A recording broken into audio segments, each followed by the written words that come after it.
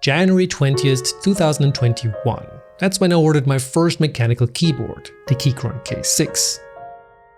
Back then I thought, this is it. I'll order this and a nice set of keycaps and then I'm done. I'll be satisfied for years. I was wrong, of course. Over the course of half a decade, I dove headfirst into a booming hobby of fantastical typing experiences. At the beginning, the excitement felt unstoppable. I was fueled by a seemingly unfathomable desire for discovery. But just halfway through the 5 years, a slow and steady decline of interest began to emerge, until I finally reached the bottom. As one journey came to an end though, another began. Like crossfading tracks on a 90s album, that tingly sensation of the unexpected, that excitement for discovery, resurfaced in the form of split ergonomic keyboards. If you've been with the channel for a while, you'll have no doubt witnessed my gradual descent into split sanity. So I thought, what better time than now, while I am at this peripheral junction, to take a look back and forward at the hobby that once brought me so much joy and the one that replaces it.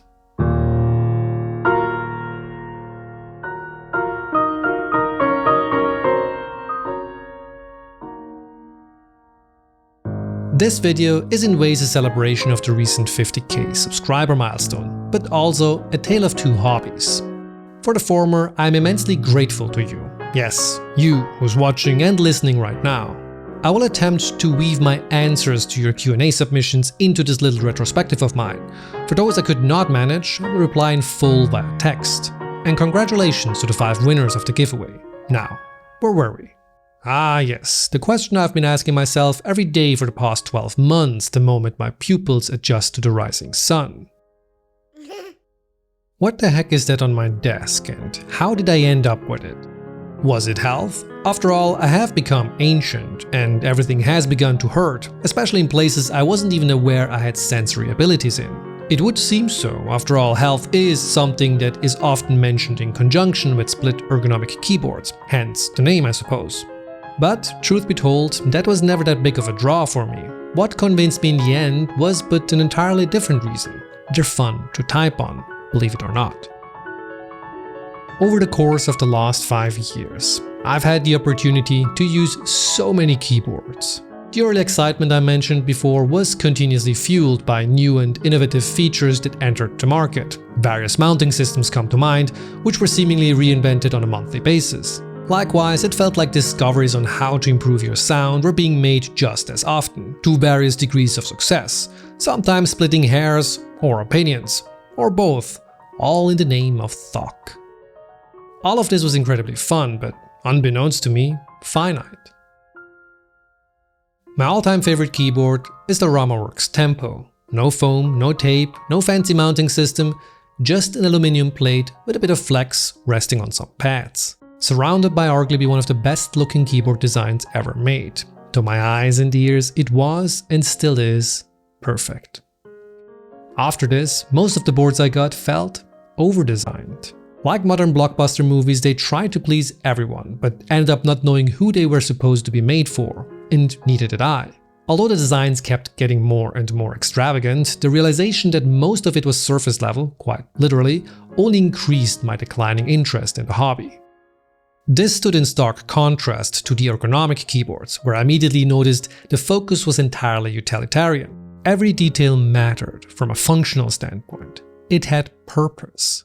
The first of these boards was a carefully distilled split called the BoardSource Unicorn, which came recommended by one of you, no less. So in many ways, this entire ordeal here is your fault, which means I'm forever in your debt.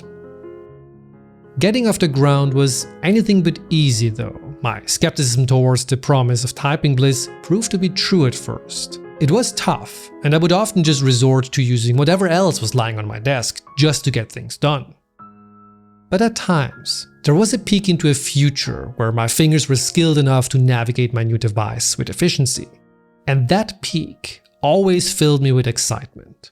There's a weird feeling, a sensation of freedom every time you break loose of the confinements of inexperience. One that goes beyond what any staggered single brick board was ever capable of doing.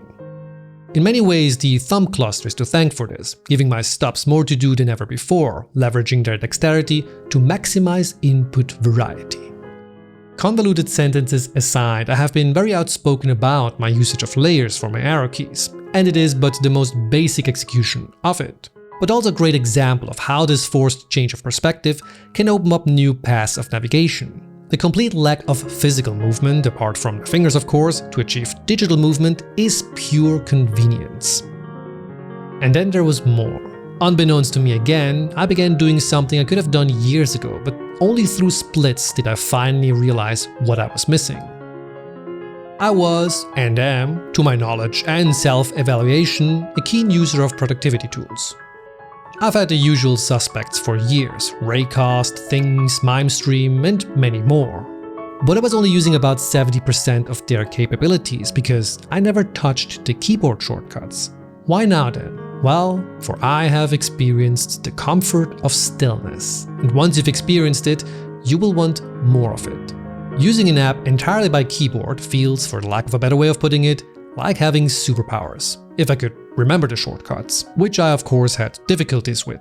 Like a raccoon that just went through the evidence locker of a local police station, I was barely able to string together 2 consecutive actions from memory. But once I did, I turned into a rocket.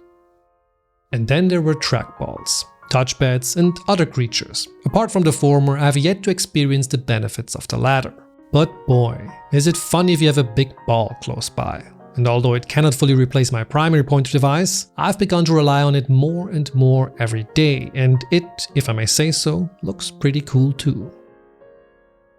Looks are a precarious topic though. It is but one area where I believe splits are not and will never be anywhere near as lasting as customs. Especially in recent years, there has been an influx of newcomers which I very much admire.